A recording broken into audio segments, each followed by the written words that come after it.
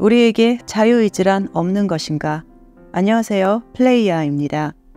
자유의지란 인간으로서 삶을 사는 데 있어 스스로 의지를 내어 선택할 수 있는 결정권을 말하는 것입니다.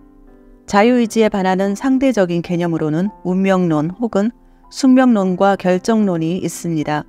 운명론이나 숙명론은 가야 할 길은 이미 처음부터 예정되어 있다는 이론이고, 결정론은 모든 것은 철저하게 원인과 결과라는 법칙에 따라 현재의 상황이 결정된다라고 보는 시각입니다. 둘 다 자유의지는 없다는 결론을 내리고 있으나 이것은 아주 제한된 인간의 관점으로 보는 것이며 통찰과 거리가 먼 것입니다. 우리는 몸과 마음만으로 이루어진 존재가 아닙니다.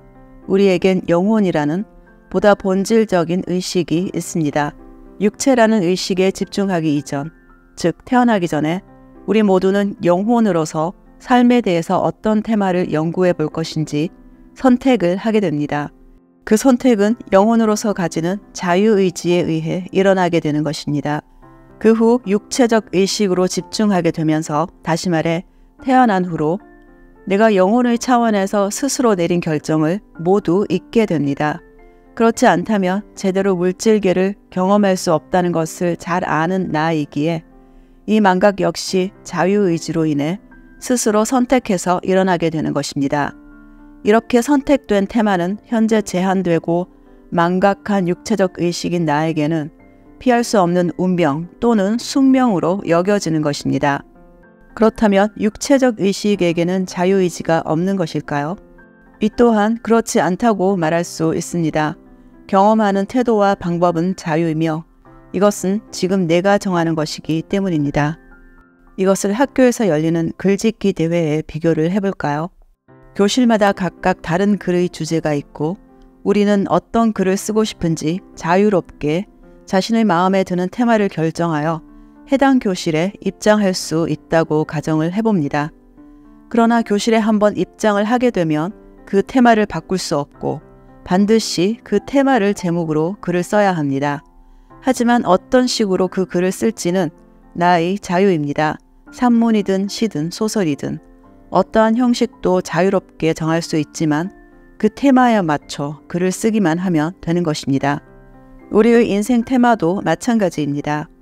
비록 내가 미리 정해둔 테마이지만 이것을 어떤 방식으로 겪을 것인가, 그리고 그 결론은 결코 정해지지 않았습니다.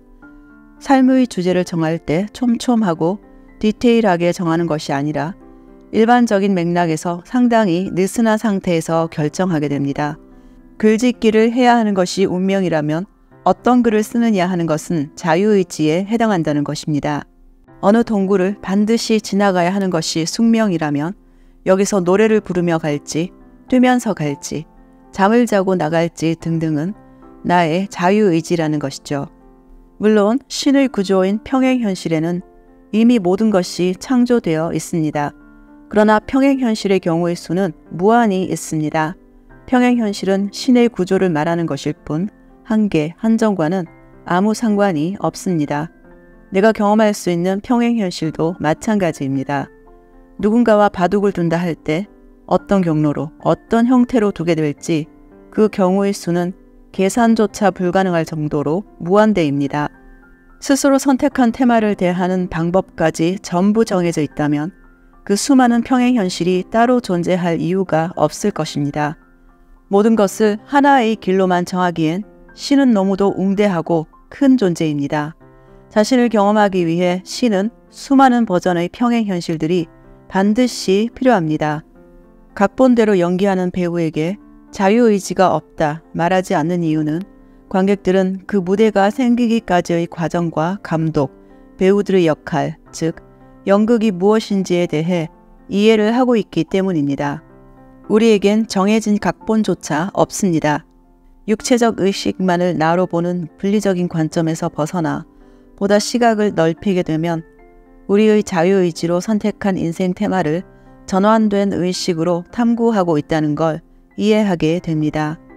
심리학자 리베스의 뇌과학 실험으로 우리의 의지를 뇌가 수초 전에 먼저 알고 결정한다고 하여 자유의지란 없다라는 결론에 힘을 실어준 적이 있습니다. 그러나 뇌는 우리의 의식을 수신하고 반영하는 기관이지 의식을 창조해내는 기관이 아닙니다. 의지뿐만이 아니라 10초 후에 보게 될 사진도 이미 사진을 보기 7초 전에 뇌는 알고 있다는 실험도 있습니다. 육체적 자아가 경험으로 인식하는 데에는 약간의 시차적 딜레이가 있기에 우리는 아주 미미하게 과거에 살고 있다는 얘기가 있습니다. 아마도 상위자아나 나의 의식으로부터 오는 정보나 의지를 뇌가 수신하고 육체적 자아가 인식하는 메커니즘에서 오는 시차가 아닐까 합니다. 물론 이 시차는 3차원적인 경험일 뿐입니다. 이 3차원적인 현상에서 본질을 판단할 수는 없을 것입니다. 이러한 판단은 유물론적 관점이기 때문입니다. 그래서 뇌의 현상만으로 우리에게 자유의지가 없다고 하는 건 통찰에서 나온다 할 수 없습니다. 의식과 뇌의 협업으로 3차원의 경험이 가능해지게 되는 우리 육체적 자아는 상위자와 함께 한 팀이자 완전한 인격체이며 결코 몸과 뇌에 국한된 존재가 아닙니다. 한편으론 몸은 내가 아니다 라며 제한적인 육체적 의식을 초월하거나 부정하여 더 큰 의식만을 나로 인정하려 들면서 다른 편으론 그 큰 의식의 작용을 배제하고 육체적 의식에만 갇힌 시각으로 자유의지란 없다라는 결론을 내리는 것은 서로 충돌하는 것입니다.